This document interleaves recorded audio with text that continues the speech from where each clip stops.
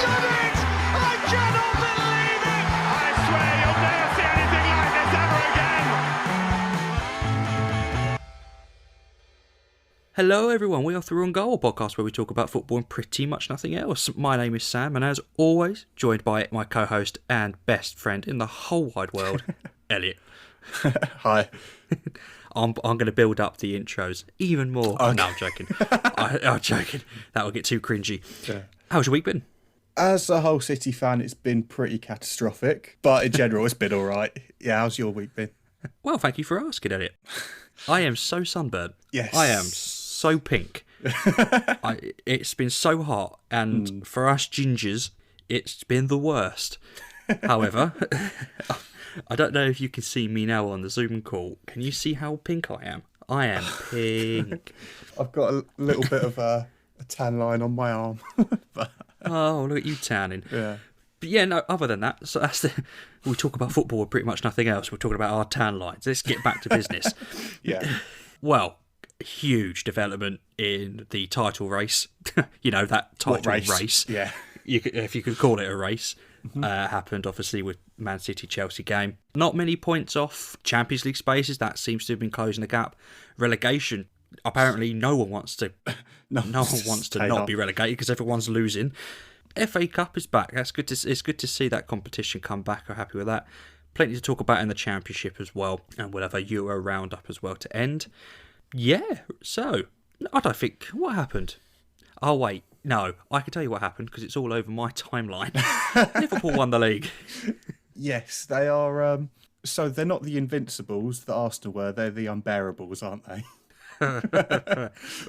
Right, But- I get it. First one in 30 years, and you're in quarantine. Of all the times to win it, okay, it's not ideal, but you've got to say worthy winners.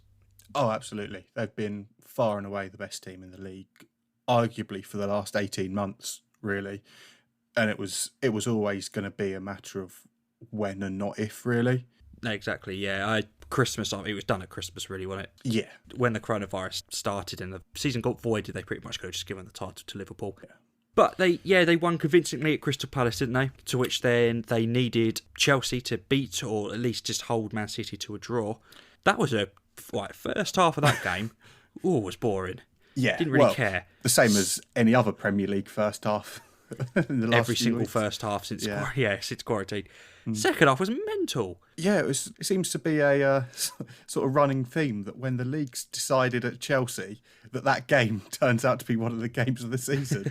You think of, obviously, what is it? They called it the Battle of the Bridge, Spurs versus Chelsea that won Leicester the league. That's it, yeah. And funnily enough, though, every time Chelsea seems to have make a change in the title race, they won it the next season. So Okay.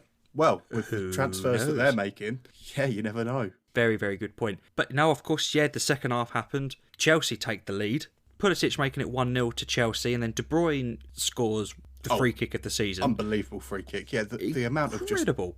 dip on it. It's because it's going well over the wall, and then he brings it down, and it's halfway up the goal by the time it goes in. Kepa's nowhere near it. Yeah, no, he's incredible. trying. He's trying, but he's nowhere near it. Incredible technique. Absolutely. And then, obviously, Fernandinho basically just picks the ball up and throws it away. Yeah, That's what may as well have done that. So does he not know that there's cameras everywhere? There's VAR. Like, I suppose it's probably just instinct, but You yeah, say he that. knew what he did. You said instincts because I remember when we first mentioned it, when it was happening. You say instincts. He's a seasoned player. He's a professional, experienced professional football player. Yeah. I think he knew what he was doing. He has to. You're not just slapping a ball away all of a sudden going, I'm not in goal. But then you can't get away with it. No, he knew it, didn't he? Like when the cameras were on him with the VAR, he's already got the armband off and given it to someone else, isn't he? Because he knows it's happening. He knew what he'd done. But I suppose at that stage, you've got to take the gamble that they're going to save the penalty and you can pick something up later in the game. But fair play to Chelsea. Chelsea have been looking really good, and in recent weeks been very impressed with Pulisic, who scored the first goal. In their previous game, Aston Villa, he got an assist and he was part of the build-up to the other goal. He didn't get the assist, but he had a major part in that goal. And he's starting to look like he's worth the money. Yeah, my favourite thing about that Chelsea-Man City game was when Chelsea scored, they went to the Liverpool fans. Don't worry about the Chelsea fans. Who cares about them? Don't worry about the fact that they've 1 point off third now, Chelsea, and they've put a bigger gap between them and fifth. No, I get it. No, don't get me wrong. I get it. Obviously, they're winning it's the league title. But Chelsea have scored. I don't want to see Liverpool fans. No, exactly. I just thought it was quite funny. I thought it was quite an interesting thing. But fair play to Liverpool. Obviously, you saw the celebrations at the end of the game at the hotel. They go mental. The interviews afterwards, they're clearly absolutely pissed, which is you've got to be.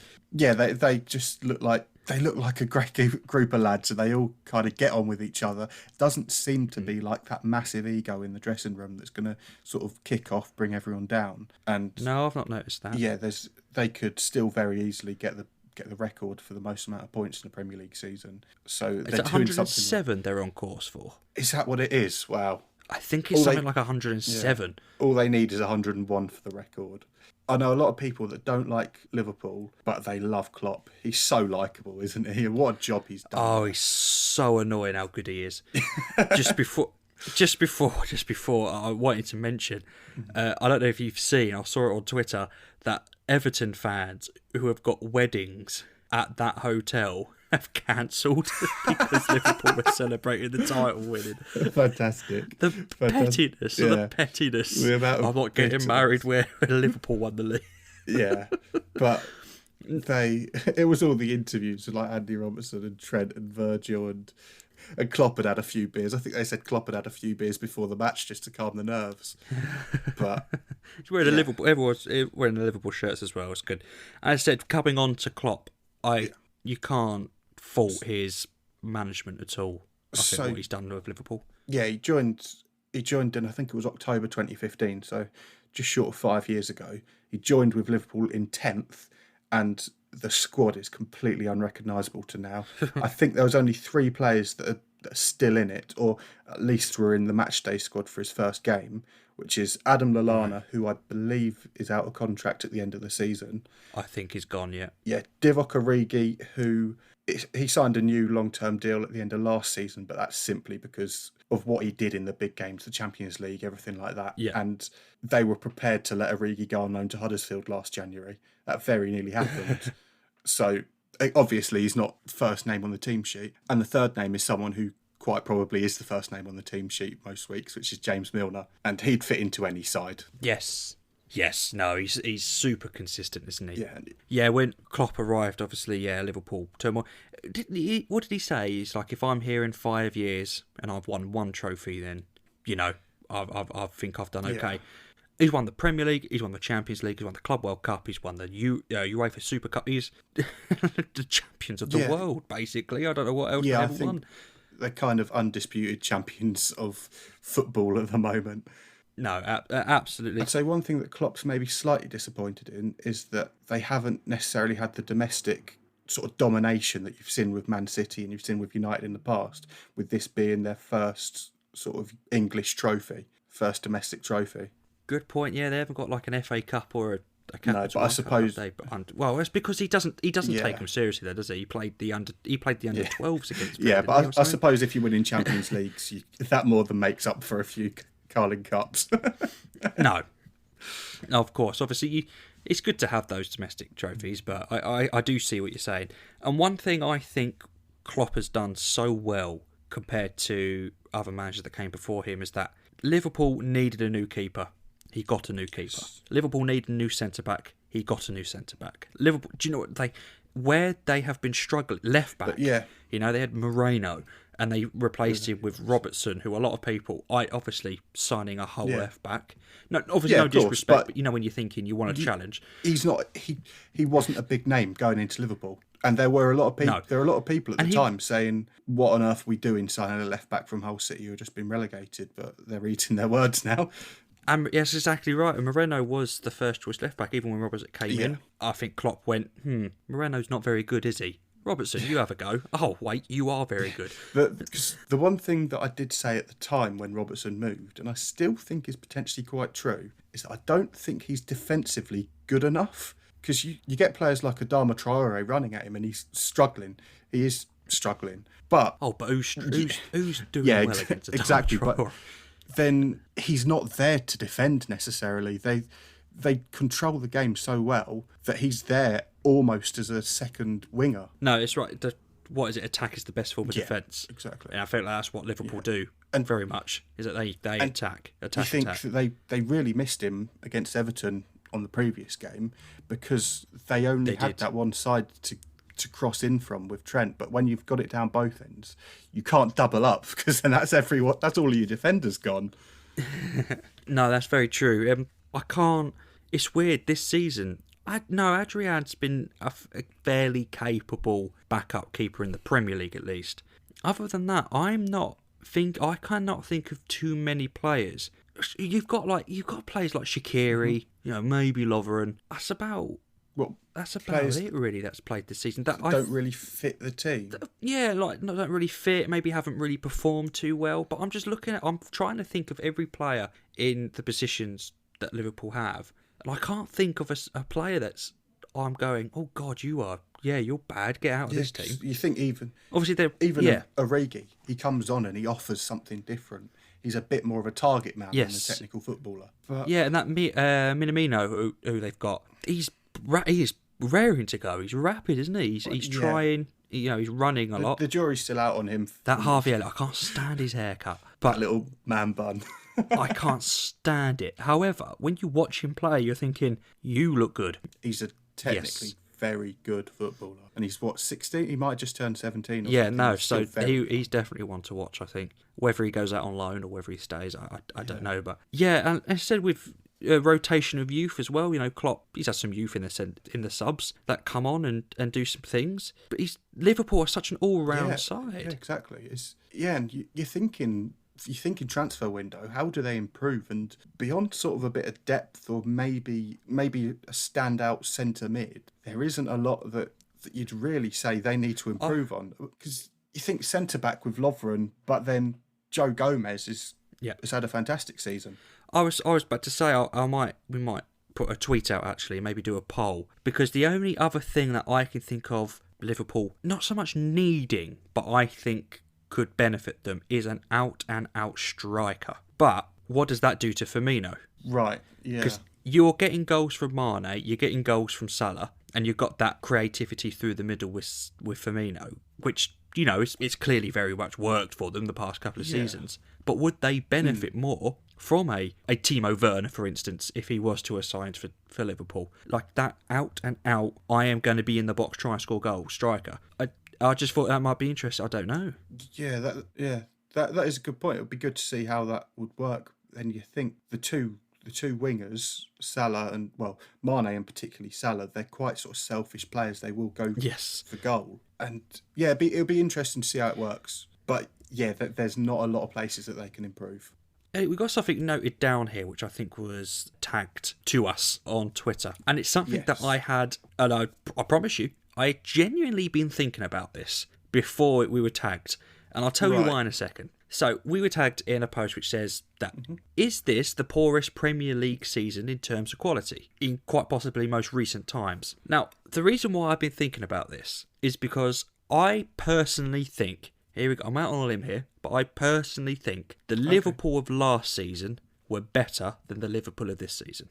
Okay. They were matching Man City, pace for pace. They were scoring goals. They were so defensively solid. I don't think, Alisson had a full season.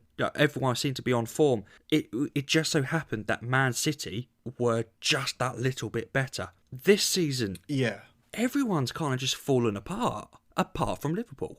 Yeah, I get that. So we got that Man City, they've had injuries. They haven't been the Man City of the last 2 seasons. Chelsea have obviously had their transfer ban and actually done exceptionally well with that. Man United, they're a club in transition, but obviously the signing of Bruno Fernandes and maybe a big summer could put them up towards the top end of the table. Obviously you got Arsenal, who this is probably the worst Arsenal team since we've been watching football. Yeah. And Spurs haven't really recovered from the Champions League final. So I get the point, but Man City, okay, they've had injuries, they've had poor games, but I can't agree that this is the poorest season in terms of quality, because this is a Man City side that in the last 2 seasons has got 198 points before this one. So maybe they've had an off season, but they're still a fantastic side. And the one season that I would say the lowest in terms of quality is the season that Leicester won the league. And I think Leicester won the league simply because no other team did. Well...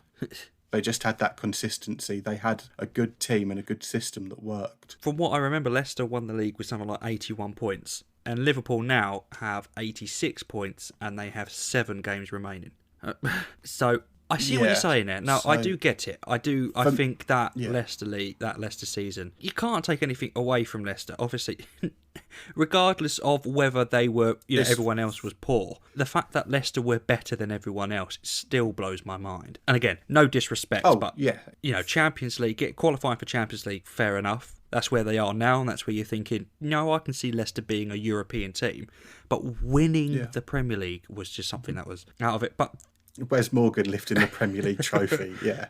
But now Liverpool have the exact same Premier League trophies as Leicester.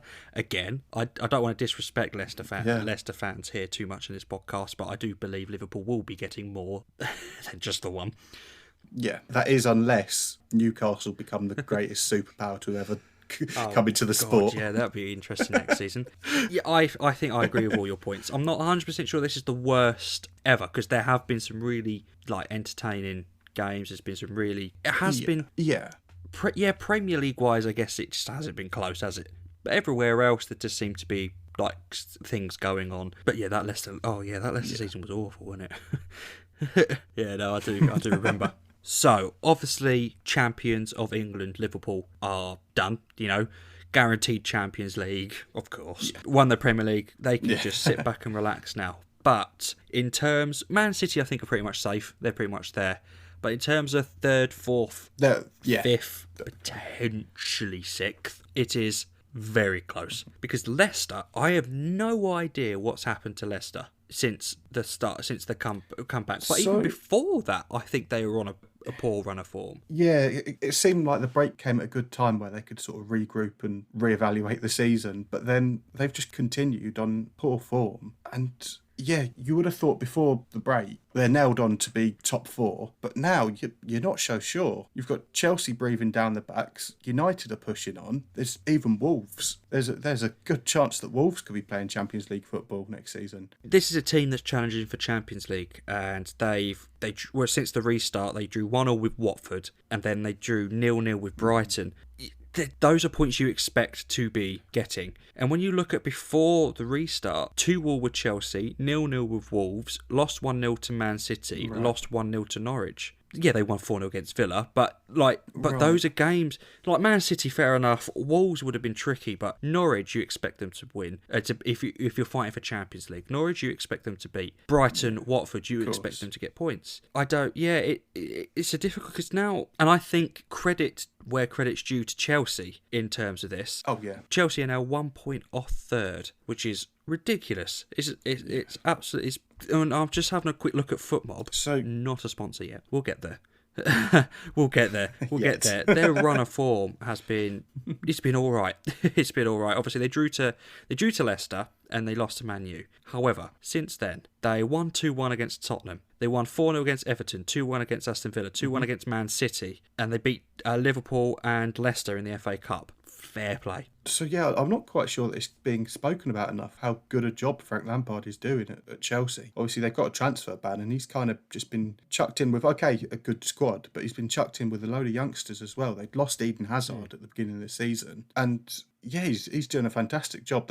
I would probably have them down to finish 3rd now. And it makes you quite excited to watch them next season with the players they've got coming in. I want to know who spoke to Timo Werner to get here, because he was nailed on for Liverpool, and then Chelsea came along and it was like, no, we'll have you, and he was like, okay, yeah, I'll sign for Chelsea. Yeah, but perhaps he just wasn't guaranteed first team football at Liverpool that he would be at Chelsea. Looking at the Premier League table as well, Wolves are just very good, aren't they? They're so good to watch. And yes. They've come back a fighting 1-2-0 against West Ham, 1-1-0 against Bournemouth, and 1-0 against Villa. Now, remember when I said about how you expect a fighting for Champions League team beating those teams in a relegation? Leicester have not done it. Wolves have done it. Yeah. They've done it, and they've done it comfortably. So they beat 3-0 Norwich as well. Getting those results. So like at the weekend, they won 1-0 to Aston Villa. But it's those games that you just got to dig out. You've got to get the 1-0 results. It's what gets you those top positions. You remember talking back to that Leicester title winning season, the amount of games they won 1-0. That's it. It's those games that make your season. And they are 2 points off the top four. However, they have played a game more than pretty much everyone. So we'll see how Man United react. Mm-hmm. I believe their next game, from what I know, is Brighton. Yes, their next game is against Brighton. So I can see United winning that. And you look a bit further down, quite a bit further down, in 8th place is Sheffield United. They've really dropped, haven't they? I think it might be a bit of the sort of Leicester sort of syndrome that they're suffering with. But then again, it might be that VAR or goal line technology issue on the first game back, and that's really just knocked the stuffing out of them. No, that's it. Who knows? But they're not the same team that they were. No, and I'm worried. Are we seeing the Sheffield United that everyone was expecting to see at the beginning of the season? Starting to lose some form. Yeah, maybe. I get it with the goal line technology that would knock the wind out of you. But losing 3-0 to Newcastle. No, this is a team that's, up there. And Newcastle, I remember watching that game, Newcastle, it was comfortable. We're not going to go into it, we went into it last week, but Newcastle were comfortable. Yeah. And obviously they lost 3-0 to Man United as well. Again, another comfortable game. Yeah. Martial got a hat-trick, didn't he? Yeah, the first hat-trick for a Man United player since Alex Ferguson left. That's an incredible stat, isn't it? The last one was Robin van Persie. Against Villa, the last day of the season, or one of the last games of the season, wasn't it? No, that won them the league. That Van Persie scored that hat-trick to win them the league, I think. Right. But, it is such a weird stat that, because Sir Alex Ferguson left when I was in 6th form? Was I in 6th form? Was I in year 11 he left? And I'm now 24 with a kid. Good question. And are you telling me no one in that time has got a hat-trick? But okay. Yeah, this is Man United. Yeah. They have been, when it comes to strikers, I guess they had Ibrahimovic, they had, Rooney for a time. I don't think they've ever had that striker, though. That Van Nistelrooy, that prime Rooney, the Robin van Persie. I don't think they've had that really since. Yeah, like you say, I think Ibrahimovic is probably the closest they've had to that. And he said he came and conquered Europe. I think they finished 6th for one of the Europa League. So okay, Ibra. This is also somebody who said that he'd conquered the MLS. And I think LA Galaxy finished sort of mid-table. He's a fun person, isn't he?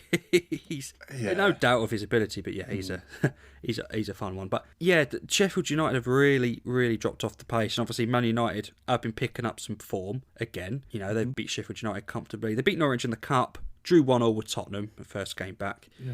However, they're only 3 points off 5th, 5 points off 4th, with a game in hand, so they could close that gap. This season, I don't think I can see Man United getting Champions League, unless they win the Europa League, of course. Yeah. I can't see United getting that third or fourth spot. Okay. I definitely think that is Chelsea or Leicester's. I really want to say Wolves. I really do. Yeah. Oh, but then again, if Leicester carry on their form... Yeah. So at this stage, would you say that Wolves or Man United, in your opinion, would be more likely to get that Champions League place? Because I think that's wide open. Now, okay, I'm really starting to contradict myself here now. Thanks. Watching United since the restart, with their players starting to gel, they have looked good. Now, it took them all in the FA Cup, obviously, it took a while for, Maguire eventually scored in literally one of the last kicks of the game. So they didn't really do too well there, but they weren't really playing a full-strength squad. But full strength with Martial up front, Rashford on the left, James on the right, Fernandes, Pogba, McTominay. That's a good. It's that Pogba Fernandes sort of in midfield that I know Sky Sports obviously love it, but I think that's a brilliant sort of little partnership. Oh, do you know what? I just looked at the fixture list, and Wolves haven't got to play Man United. What were their previous games? 0-0. Interestingly, Wolves' last game of the season is against Chelsea. It is, and that could be fourth place. Or I'm just having a quick look. Be an interesting one. Just having a quick look at the run-ins for each team. Wolves have got Arsenal, Sheffield United, Everton, Burnley, Palace and Chelsea. United have Brighton, Bournemouth, Villa, Southampton, Crystal Palace, West Ham and Leicester. Man United's running is a bit better there, I think. Yeah. They've got literally Brighton, Bournemouth, Villa, 3 in a row. Then again, they're fighting for... Right, and this does bring us on to our next point. They are fighting for relegation, those 3 teams. However, they're not. No one's winning. They're not fighting, are they? Well, if they are, they're awful. They're just taking part. Yeah, they're throwing punches, but none of them are. They're throwing punches with blindfolds on. Then nothing's hitting. Yeah. Bournemouth have just been... It's such a shame, but no, Bournemouth have been, like, they lost 2-1 to Liverpool. So that was before the restart, apologies. They lost 2-0 to Crystal Palace and 1-0 to Wolves. Now, I understand they're not the easiest against, especially Palace recently, who have started to show a bit of form. Villa's the one that shocked me the most, though, because I feel like Villa, after the restart, when you look at that bottom 5, personally, I thought Villa would have been the ones that maybe pick up some form and do something.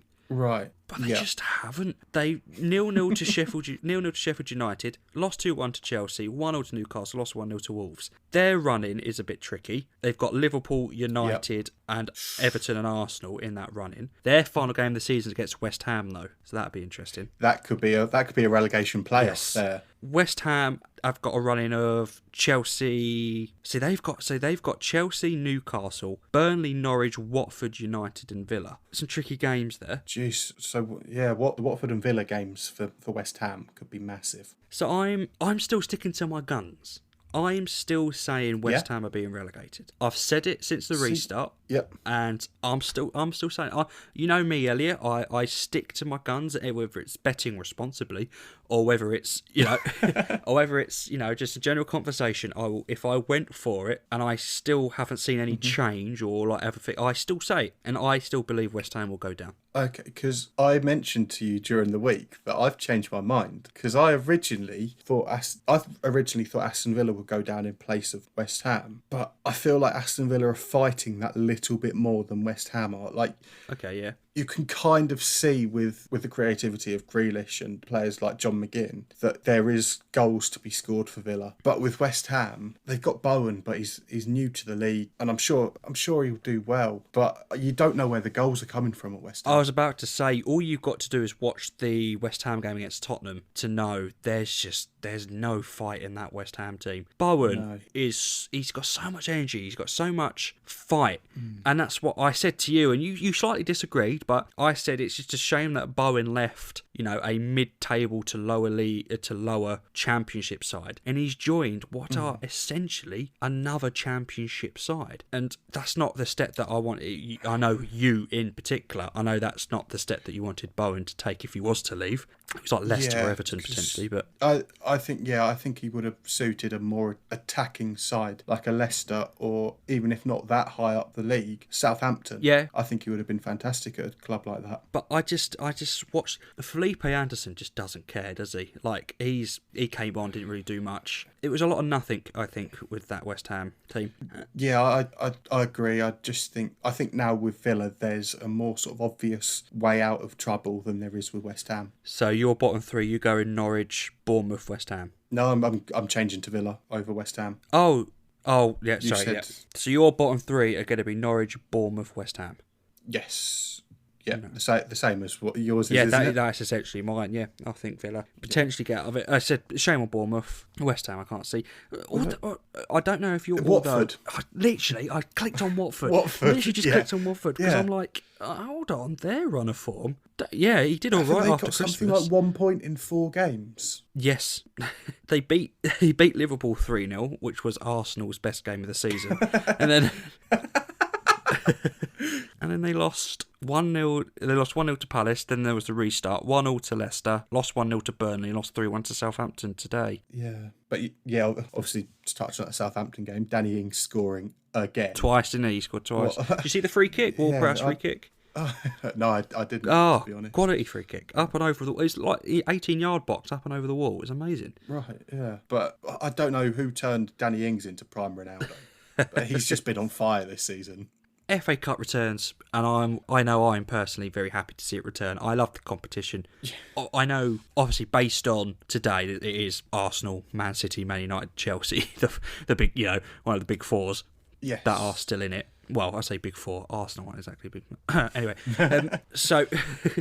but I was really happy to see it back. I love the FA Cup. I think it's brilliant. I love seeing that lower league side getting that little run. I'm very happy to see it return as well, because they could have very easily just cut the FA Cup short, said we'll have no winner this year and we'll get on with the Premier League, whatever. But yeah, like some of my best a lot of my best memories of going to football matches have come through the FA Cup. So we've heard some of them. Yes. So yeah, I'm glad that they have brought that back. Maguire won it late for. We did touch upon this a bit earlier. Yeah. Maguire won it late for United against Norwich. Krul had a fantastic game that game, didn't he? Unbelievable. Yeah, I think Jermaine Genius gave Harry Maguire man of the match, but I was literally thinking, what are you doing? Yeah, no, Tim Krul was absolutely phenomenal. He has those games every now and then. I remember him playing for Newcastle against Spurs, where I think he made something like 12 or 13 saves. And unplayable. Yeah, he was fantastic. And he does it in a penalty shootout as well. Yes. He loves a penalty shootout. Did Van Gaal bring him on just for a penalty shootout? Yeah. Yeah, it's fantastic, because I remember that year he used all of his squad, his entire squad. He even brought Michel Vorm on for the next game. But it was cruel, if you pardon the pun, that a penalty shootout was stolen away for us at the last minute, because that would have been good. It would have been good.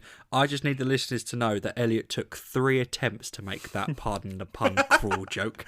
Yes. Lana needs to not. No, don't keep all of them in. Just let them know that I took 3 attempts. I butchered that. He took. It was cruel to see us all. It was cruel, if you pardon the pun, to have a Premier. He took 3 attempts. But yeah, obviously today's games, the earliest of the kickoffs, Arsenal in the end got through against Sheffield United. I thought this was one of Sheffield United's best performances since coming back. Their 2 goals disallowed. They did eventually score to equalise late on, and I think it was quite poor defending, to be honest, that allowed Ceballos, to score the winner late on. I would have liked to have seen Sheffield United get through to another FA Cup semi-final. Obviously, it was them who we beat in the semi-final 6 years ago. Yeah, no, that's fair enough. It was a shame. I agree with you there. It did seem like one of their better games, but whether Arsenal can cap off this horrible season with an FA Cup win, like would Arsenal fans take that? I'd be interested. We'll put out a poll actually to see, would you take finishing mid-table but win the FA Cup? How important is that? Yeah, I would think Arsenal fans probably would take that, because that's probably their, I say, easiest route. They've got Man City in the next round, so chances are they won't make it to the final, but it could be their easiest route to European football next season. No, that's it. I don't think, obviously, they're not finishing top 5 this season. That's a write-off. But no, I know what you mean. If they can catch City on an off day, because I think Pep, now that I feel like he knows he's lost the league anyway. He lost the league a while ago anyway. Yeah. But all of his efforts will be FA Cup and Champions League now. Yeah. So while we're still touching on Arsenal, something which we don't actually have in the notes but needs to be mentioned is that 2 weeks ago on the podcast we absolutely slated David Luiz, one of the worst performances in Premier League recent years. So Arsenal have given him a new contract. Make sense of that one. I have no idea why they've done this. That to me does not show the sign of a team wanting to rebuild. There's no ambition in that, is there? No, the only winner is David Luiz in that situation. He's got a new contract. He stayed at Arsenal for another year. It'll probably be cup games, I think. Yeah. I think he'll be rotation. But how on earth they watched his performance and gone, get that man a contract? I have no idea. I remember Jamie Carragher after that game saying, we must have seen David Luiz in the Premier League for the last time. Nope. They give him a new deal. You absolutely have not. The only thing that I can think might make a little bit of sense is he does seem like one of a few players in that squad that is a bit bit of a leader, so he might just be good for that sort of presence in the dressing room and around the team. But you don't want him on the pitch. He's rash. No, that's the thing. Like you don't want your leader cocking up like that so many times. No, but I get what you're saying. I do get. Yeah, I can see him being a big voice in the changing room. Yeah, no, that's fair enough. Chelsea, it was a potential. Look, it was third versus fourth, but Chelsea looked better against Leicester. Bit of a boring game, however. Chelsea, end of the day, Chelsea won up to Leicester. Yeah, I don't think there's too much to be said about this game, to be honest. But yeah, no. Chelsea got through to the next round, and Kasper Schmeichel had a couple of good saves. Other than that, that really was about it. One thing I've noticed since that game finished that people have mentioned is that Ben Chilwell, who's been linked with Chelsea, left the pitch after losing a quarter-final FA Cup, just laughing and joking with the Chelsea players. And you've got Kasper Schmeichel going off angry and swearing at players and everything like that. And maybe Chilwell's shown that his head's elsewhere. No, yeah, probably wishing his future teammates good luck in the semi-final.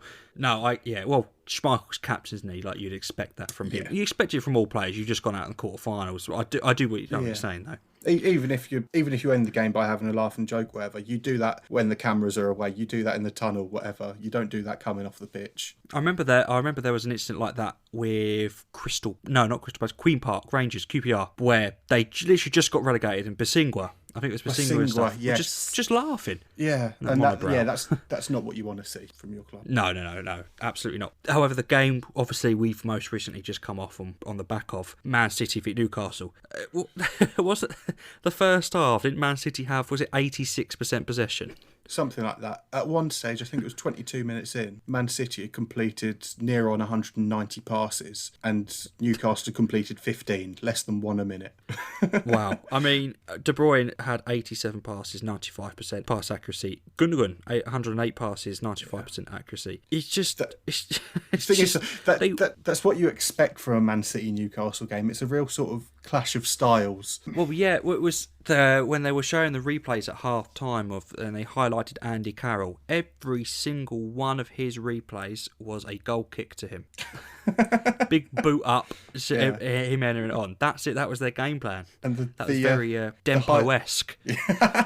The highlights. If I bring back our sixer side. The highlights later on in the game of Andy Carroll was him running head first into Aymeric Laporte. Oh, Laporte, like the third time. And he's like, I didn't do it. And he did look a bit annoyed. He did look a bit annoyed getting subbed off, and I'd be annoyed getting subbed off if I just saw the person who I was subbed off for miss from 6 yards out. I'm assuming it was either him or... It was Dwight Gale. Joelinton. It was Dwight Gale that replaced either Carroll or Almiron. It doesn't matter who. Yeah. How is he missing that? No, he's centre of the goal, 6 yards out. Keeper's positioning's off. All he's got to do is hit the target, and he's equalised 1-0. But he blazed it over the bar. Man City go down the other end, and it's 1-0. Man City go down the other end, and it's 2-0. Yeah, good finish by Sterling as well. Actually, really good. Yeah, and interesting to note is, I think it's quite good to note is Foden came on and he looked so good. I'm not Man City fan. I don't, Man City are kind of that team where I don't care if they win. Okay, if they don't, okay. I don't care, if you know what I mean. Yeah. However, I am really looking forward to Phil Foden next year. I can't wait to see how he performs. He looks a right player, does Phil Foden. Yes. He's got big boots to fill in David Silva's, but he's looking like... showing potential. Yes, he's looking like he could one day fill those boots. I completely agree. So, yes, Arsenal, Man City, Man United, Chelsea. Obviously, all neutral, all at Wembley, no fans. Who are you thinking in the final, and who are you thinking is going to win the whole lot? So I'm actually thinking a Manchester derby in the final. I'm thinking United will edge past Chelsea. Just sort of, I think they've got more big game players, to be honest. Right. I think Chelsea's team is still very inexperienced, and I think United will get through. I don't think the other game is really much of a competition, to be honest. We've seen Man City beat Arsenal the last 173 times they played them, whatever it is. Comfortable as well. Yeah, but then I'd go Man City to beat United in the final. Even though they haven't had the best record against United this season, I'd go Man City. Interesting you should say that. I think Chelsea are going to win the FA Cup. You've heard it here first. Wow. I'm putting myself out there. I love putting myself out there. I hate it when people say you don't know anything about football. I cry a lot, but I like putting myself out there. I've got to do it. I don't know. I don't know what it is. I can just see them winning a trophy this season. Yeah, you think? I think that is going to be the FA Cup. It'll just cap it's not going to off be Champions League. a positive season for them. I just think they'll get past United. I don't know. Okay. I don't know, because I don't want to say Chelsea will want it more, because I feel like, especially United in recent seasons, they'll want to win the FA Cup. Yeah. I don't know. I just think Chelsea have been that little bit better. Just your gut feeling, and my gut feeling. If I had £5 and I wanted to responsibly do something with it, put a bet on Chelsea to win the FA Cup. Speaking of responsible bets, West Brom annoyed me. Yeah, it doesn't look like they're going to win the league now, does it? That was my transition into our championship segment of the podcast, because I have West Brom to win the league. They decided, Sam, I don't want you to win that money. Leeds, you go up and you win the league instead. And I just think that's really harsh of West Brom. They owe me some money. Well, I'm sure Slaven Bilic will be straight on the phone on Tuesday. Here you go, Sam. Here's a bit of money. So, Friday night game, Brentford beat West Brom. Brentford win. Seemed quite comfortable from what I remember. This was Friday. Yeah, just because I did watch the game, it just seemed like West Brom were lacking a bit of creativity. And West Brom has got a lot of goals this season. They just didn't quite look themselves. And obviously they came back with a draw 0-0 with Birmingham. And then a loss. And yeah, it just seems like the wheels are maybe just starting to fall off a little bit there. Oh, don't say that. No, I still think Leeds and West Brom are automatic, I think. I think it's out of Brentford and West Brom for second, I think, at the moment. But I think West Brom, they're still in the better position. Well, it's not good when they lose 1-0 to Brentford, is it? It's not a good start. No. However, Leeds had Fulham, which you would have thought, that's going to be close, that's going to be real tough. No, Leeds 3-0, easy as you like. Their first goal was a brilliant counter-attack. It was straight down the wing, cross into Bamford, and he placed it in the corner really nicely. Not a fan of Patrick Bamford, but yeah, it was a good goal. But he's weird, I think. Not like person-wide or anything like that, but I don't know, you expect him to be this big striker, but he doesn't score too many goals. But yet he's always involved. He's maybe gets sort of a dozen a season, but you'd expect more from him, really. But no, I agree. He's played for Forest and Derby, and it was Chelsea, wasn't it? I remember him playing for Borough as well, having a very good time at Middlesbrough originally before he went back there permanently. We look at his stats. He had 44 games, 19 at Middlesbrough, 19 goals at Middlesbrough, and then he joined Middlesbrough and played 53 games, scoring 14 goals. And then he's joined Leeds and currently sits on 66 games, 24 goals.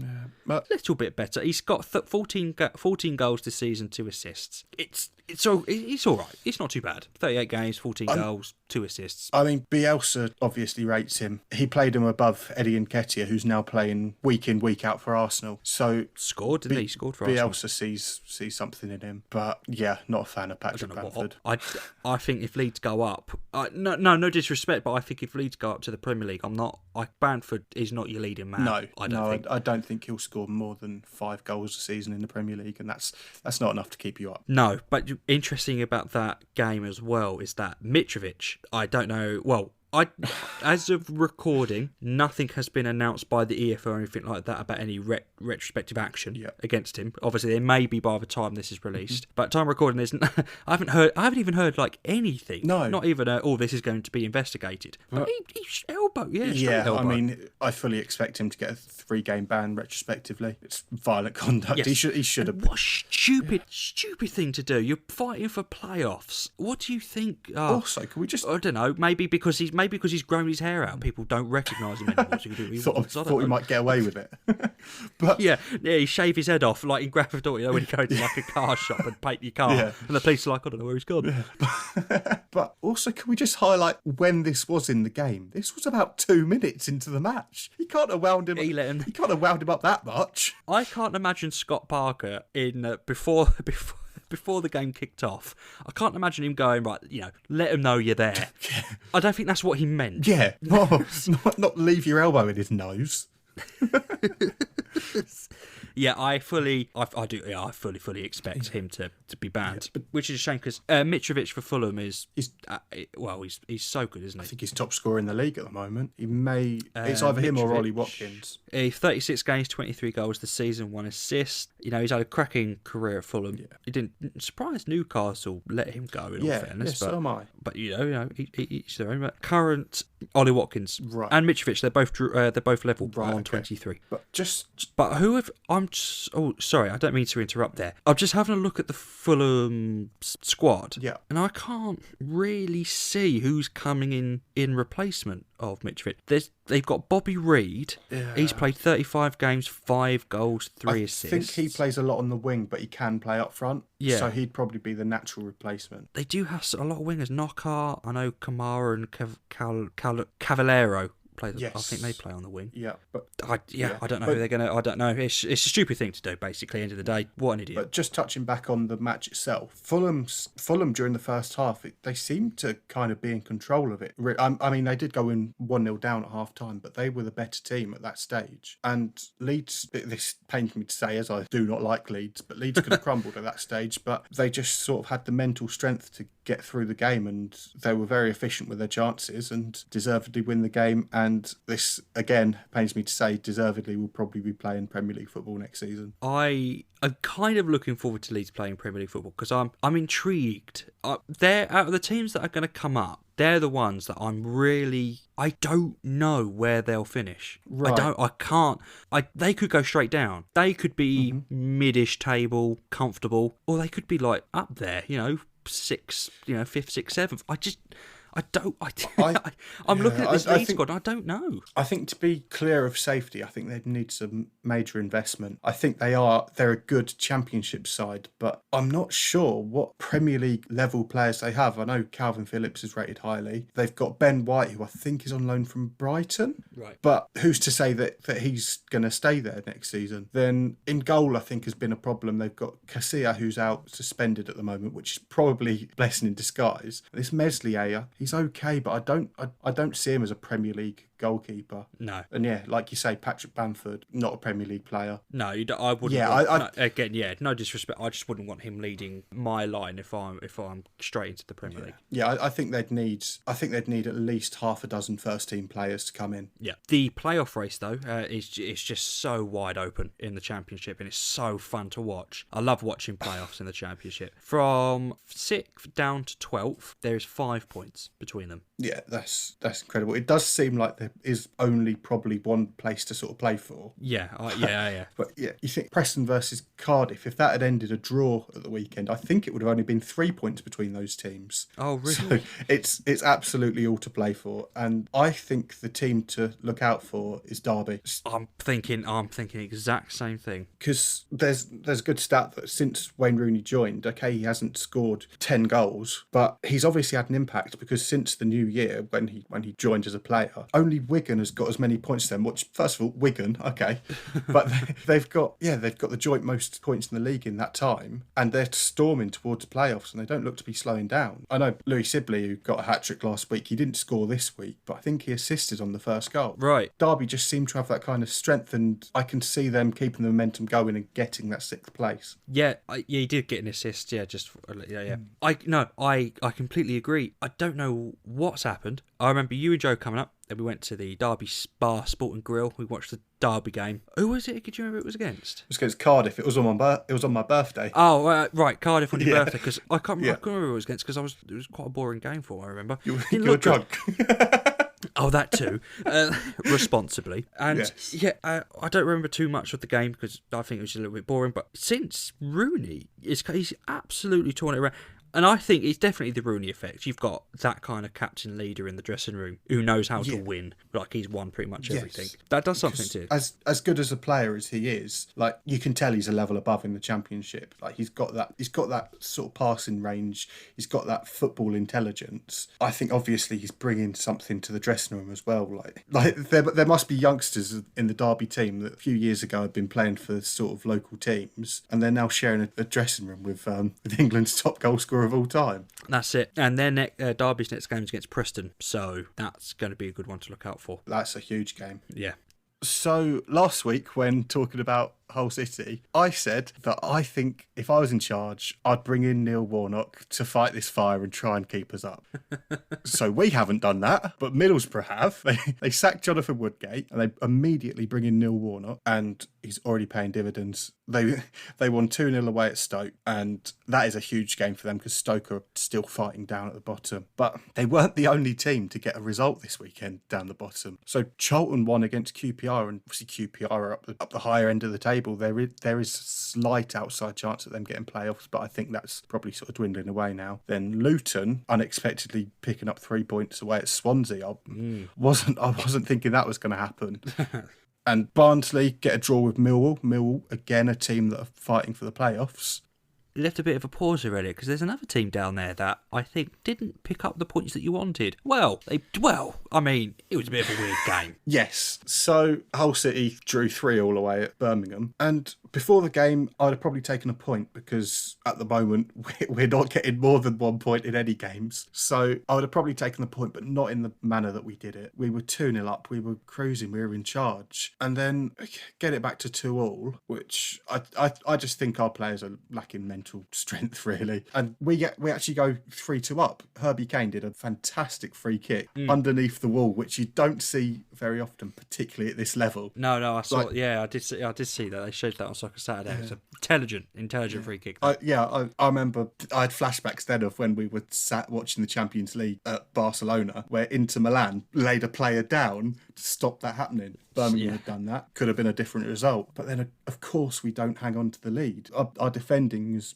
absolutely woeful. And if any team had scored late on, it wouldn't have been us. Nottingham Forest, however, did Hull a big favour today. They beat Huddersfield 3-1. That obviously has helped. What do you think, though, run-in-wise? Are you thinking it's going to be tough? So it's going to be close, or do you think Hull are good as gone? So in my head, this might just be being a Hull City fan and know what the club's like, but I think we're as good as gone, to be honest. You look at the run-ins, and okay, not every team we have is in the top 6 or whatever, but we've got the big games. We've got Luton still to play. We don't have any sort of mid-table mediocrity games left of teams that maybe aren't going to be interested, like I presume maybe Birmingham weren't. Birmingham haven't got anything to play for, but we've got Bristol City, we've got West Brom, we've got Middlesbrough on Thursday night, and I've already written that game off with Neil Warnock now in charge there. Wow. And I don't see a way back, to be honest. No.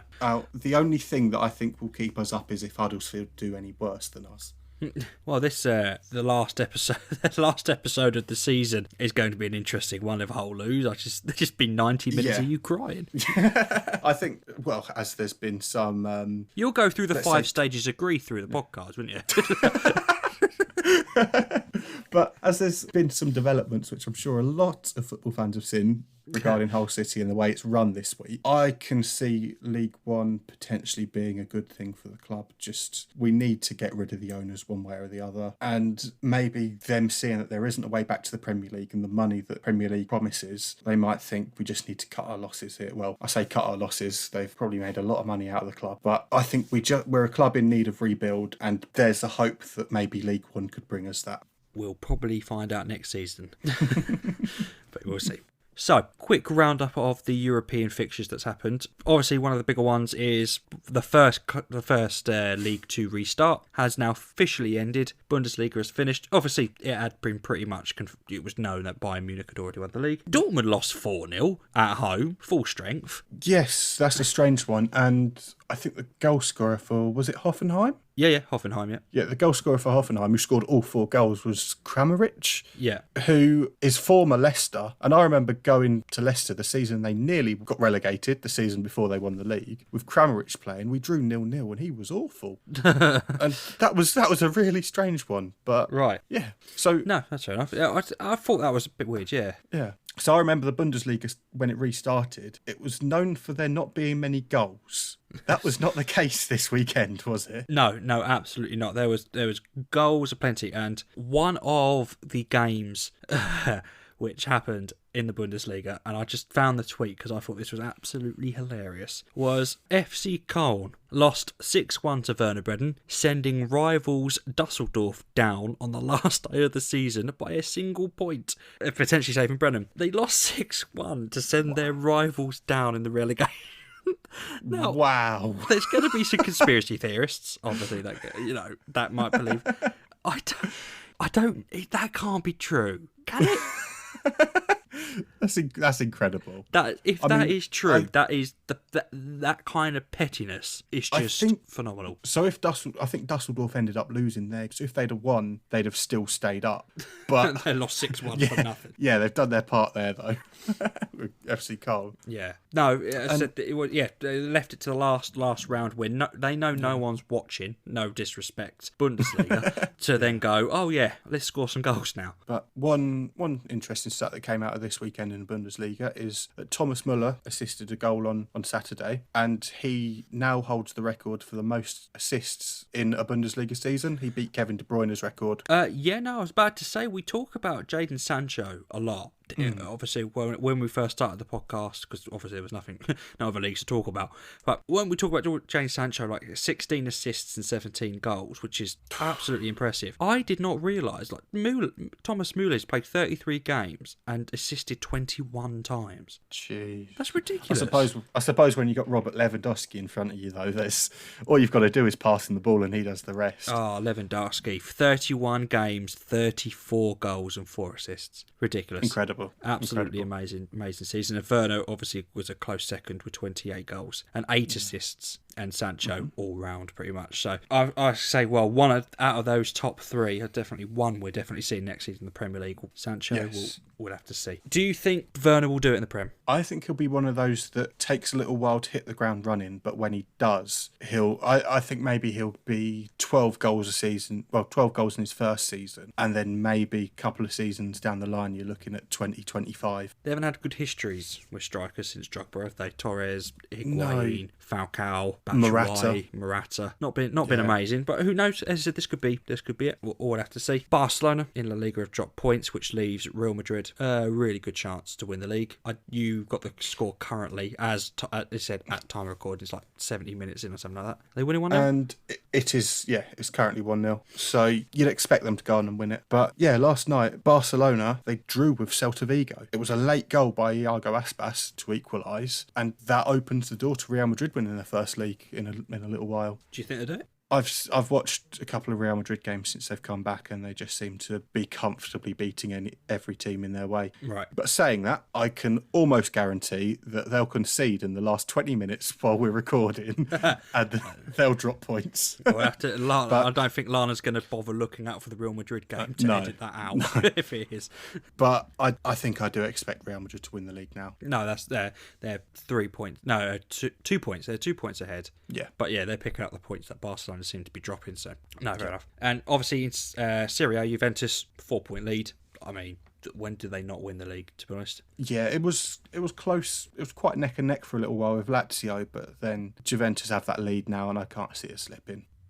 Right, okay, yeah, just Juventus have won every league since 2011. Right, no, okay. Sorry, 2012. Sorry, Who won in 2011? Because that's coming up blank. Oh, right. But yeah, 2012 they've won every league. It's the runners up that have been different. So I don't really know too much about Serie A. I think that's my least known league. I think. I'd say I know obviously the English leagues, and I know the German league better than Serie A, and I know La Liga pretty well. So yeah, there probably won't be too many Italian features on this podcast, but the Juventus are quite comfortable 4-point lead. So yeah, we'll see. Can't wait for them to win the league. Yeah, I don't really know how to end the Italian part because I don't know. We'll end it like that. And so we come to No Context News to end the podcast as we do every week, where me and Elliot challenge each other to find the most random news headlines from around the world that really, make us think. I don't know what Elliot goes for, he doesn't know what I go for. We just say the headline and we end the podcast. This week, it's my turn. I've gone with Metro again because I just think some of their headlines are absolutely hilarious. So I've got one again. So the headline reads as followed. Man fined £450 for provocative fart in front of police officers. Thank you so much for listening to the podcast this week. It's a provocative fart. Imagine getting that fine. Anyway. Thank you so much for listening to the podcast this week. We're here every Tuesday on Spotify, wherever you get your podcasts. We are TO Goal Podcast on Twitter. You can follow us there. If you like what you hear, please give us a follow everywhere you can. We've also started a YouTube channel, Through on Goal. Just search for it. If you haven't got any subscriptions, please listen to us on YouTube wherever you can. And yeah, thank you very much for your support and all your love every week. And we'll see you in the next one. I've been Sam. I've been Elliot. Cheers. Right. Thank you very much. We'll speak to you next week. Yeah, see you next week. Cheers.